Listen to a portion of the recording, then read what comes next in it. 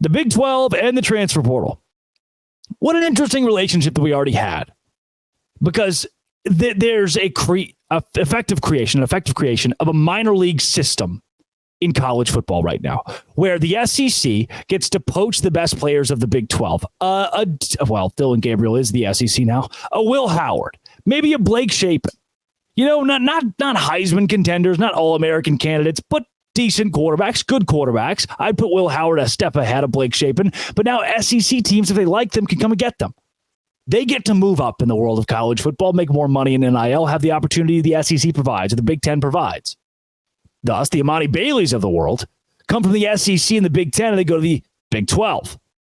It is one guy, Will Howard, getting sent up to the major leagues, and another guy, and Amani Bailey, getting sent down from the major leagues back to the minor leagues and playing in the Big 12. Well, right now, they're a whole, and it works the other way too, where a guy transfers out of Utah and gets to go to, Mary Hardin Baylor or Stephen F. Austin, Sam Houston State, Southern Utah. But for the most part, these big names are now going to the SEC or the Big Ten. It's where they're trying to go. And boy, Cincinnati has had 19 players leave. 19 per 24/7, 19 players announced that they are entering the transfer portal. That's absurd. Kansas State and Utah both sit at 12.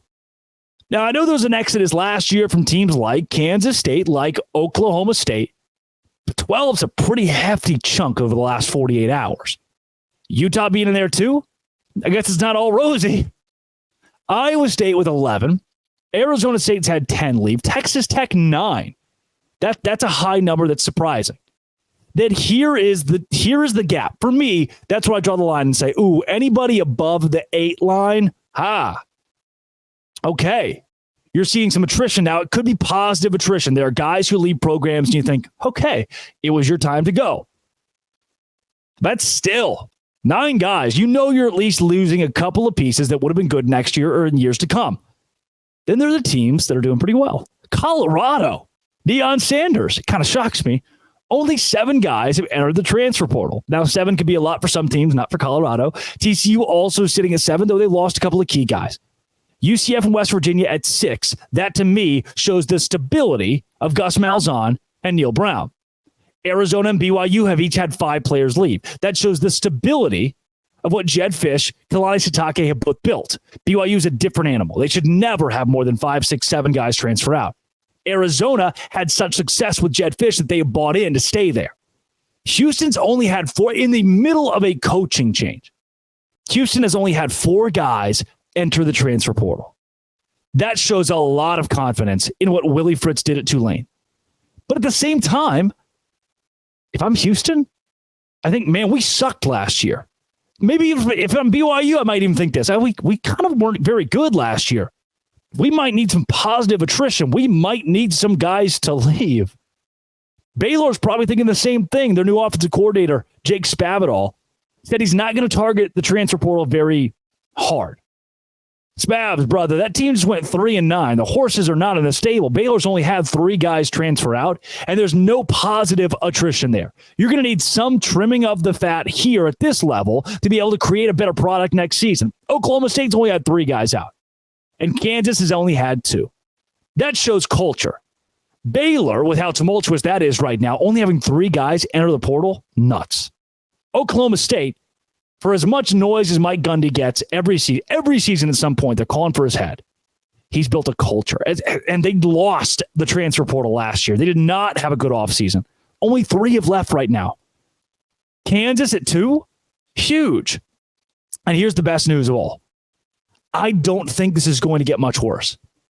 The massive splash, the massive I'm leaving, I'm done, here's the graphic, goodbye.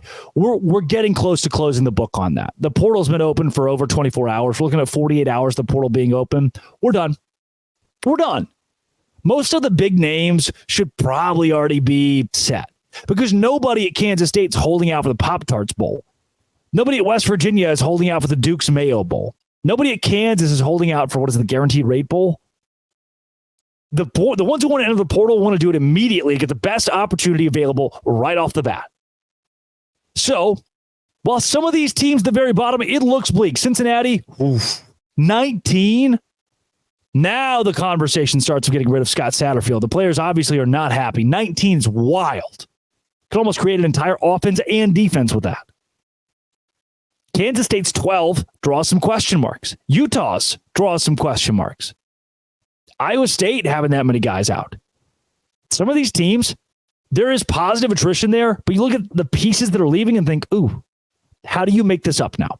That becomes the question. Over the next week, 2 weeks, how do you make up for the losses? For the players taken away out of the transfer portal that were at your school? That's what we find out now. I love you guys. I'll see you tomorrow, please. I would love to see you tomorrow. Let's do the end of season Big 12 power rankings. Yeah, you and me, okay? This has been and always will be. Thanks for making it your first listen every single day. Locked on.